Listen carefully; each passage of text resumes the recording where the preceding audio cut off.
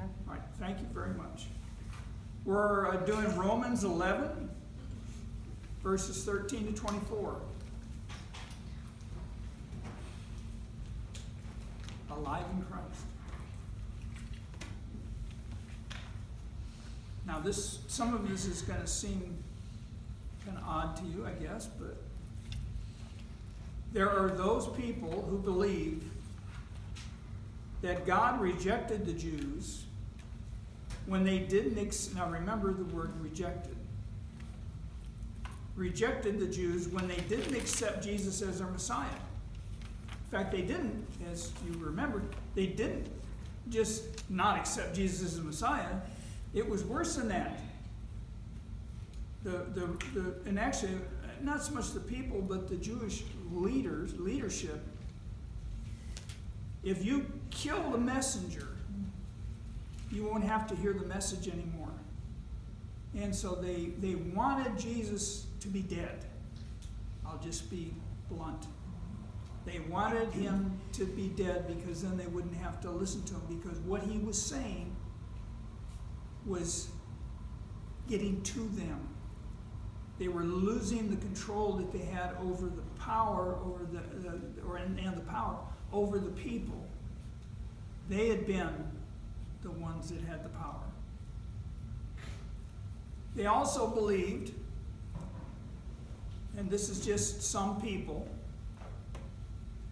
that Jesus replaced them, meaning the Jews, with the Gentiles. Gentiles, that's us, right? If you're not Jew. Yes, sir. What does it say that in grafted or grafted branches? Okay.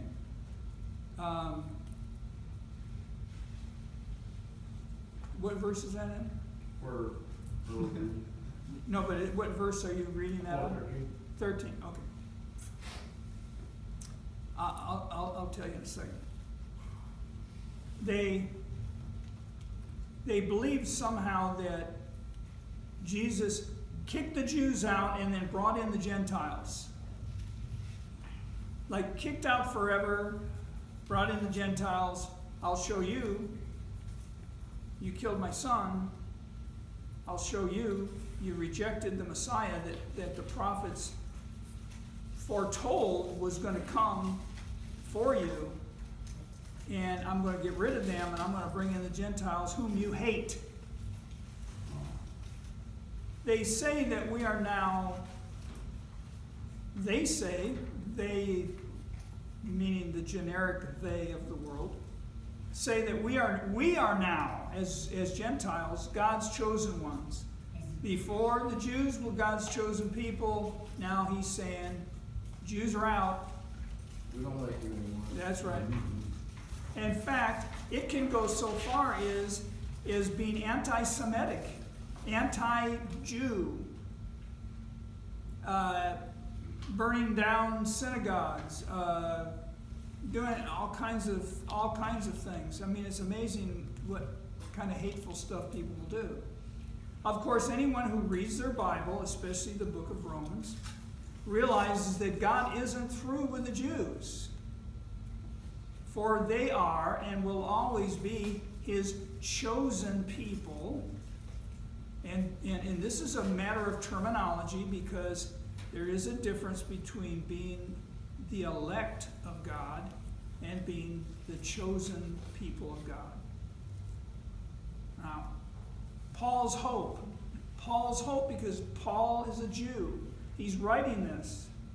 His hope is that his people, the Jews, will be aroused to envy over the redemption of the Gentiles.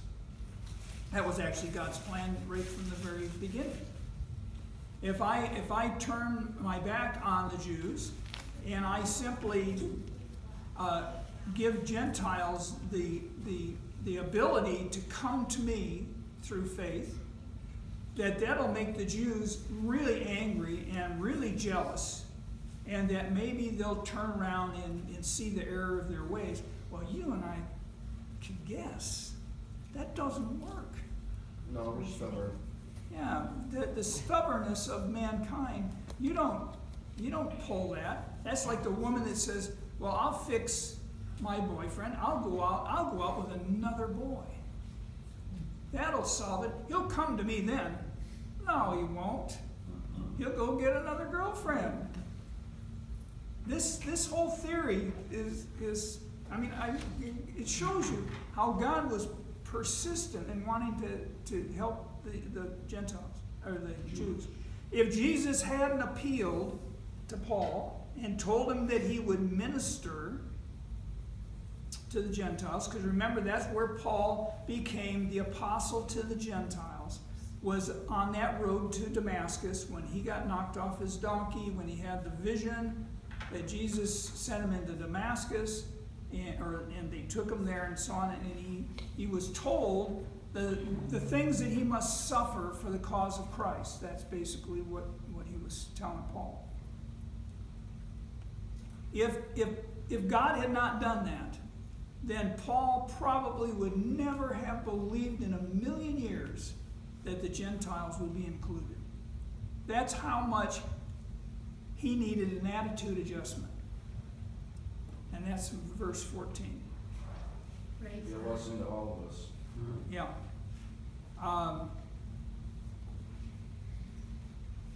Wanted to see if when you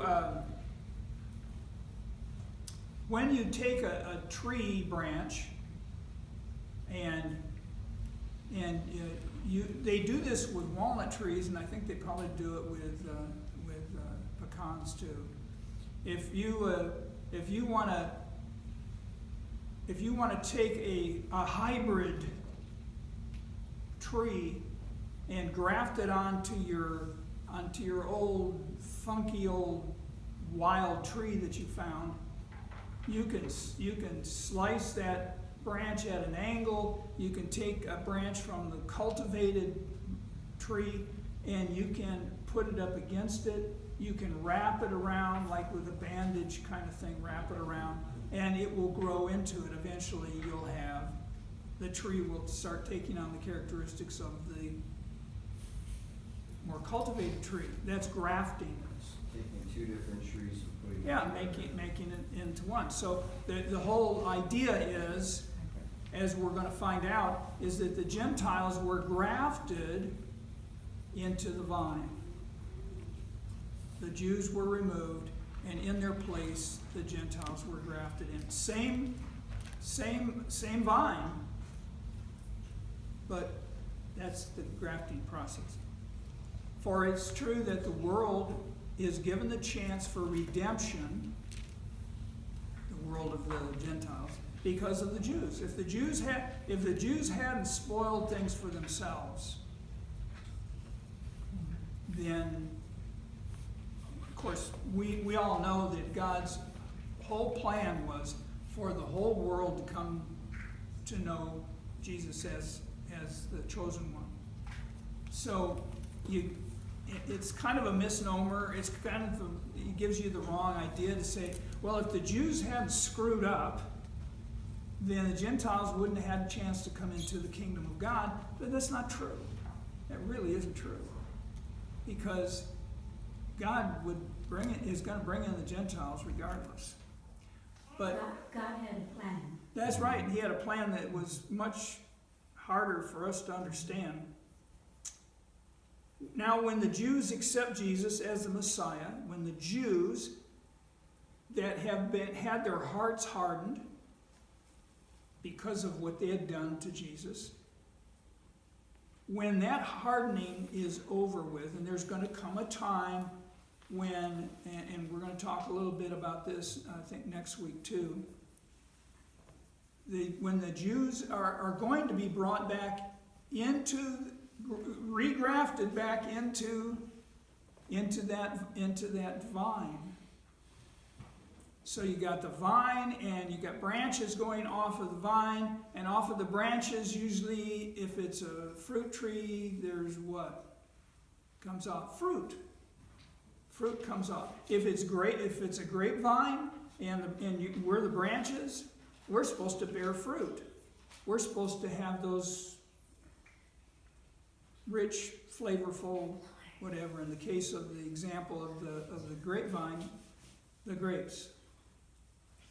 So I mean, this is that agricultural concept that Paul's trying to do. Analogies. Exactly. So when the Jews finally have those blinders taken off, when they finally are no longer hard-headed, then there's one thing that we're going to know for certain, and this is verse 15. It says, when the fullness of the Gentiles has occurred,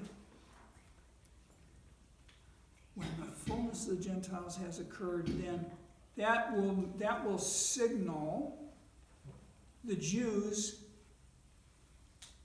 being released from their blindness, their spiritual blindness. Is going to happen at the same time, basically. When they start to see the fullness, and you can look at it the other way around too. When the Jews start to get the big picture and start to saying, hey, we really messed up because Jesus really was the Messiah, then you can bet that the last of the Gentiles has come into the kingdom. Anybody else that's on the outside of that as a Gentile, they don't want to be in there anyway. God doesn't put people in a half Nelson and say, you're coming into the kingdom whether you like it or not. No, he doesn't do that. He pursues people. He wants them to come, but he doesn't force anybody. They say Jesus is a gentleman. He doesn't force anybody to do anything. And so this is the situation that people are in. He gives people the desires of their heart. Yeah, if what you want to do is be a lawbreaker, and you insist on being a lawbreaker no matter what happens, eventually he's going to say, okay, have it your way. Go for it. Fruitless branches are cut. Okay. Now, at first, the Jews, whom we will call the original olive branches, okay, this is before they were hardened.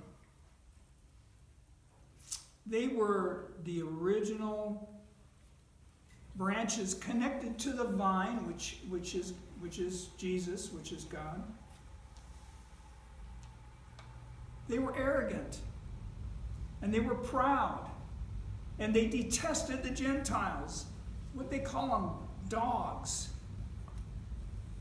But Paul reminds the Gentiles in this letter that they could also become like the Jews, proud and arrogant. How could that happen? Because once they're in, it's kind of like we're in now. The door's been closed. Now we're the top dog.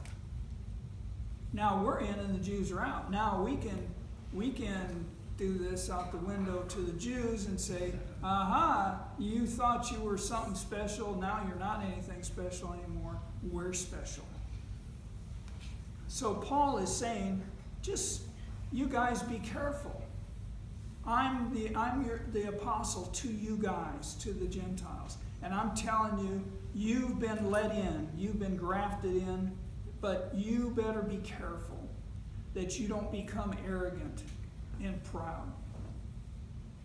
Now, the Gentiles may argue that they, as wild shoots, or we would say wild olive trees, were grafted in where the Jews were removed. The Jews were removed because of unbelief.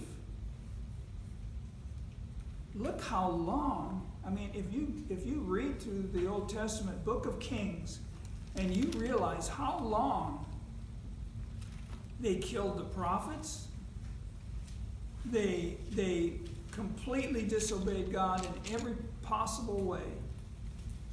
Their unbelief has caused them to be removed.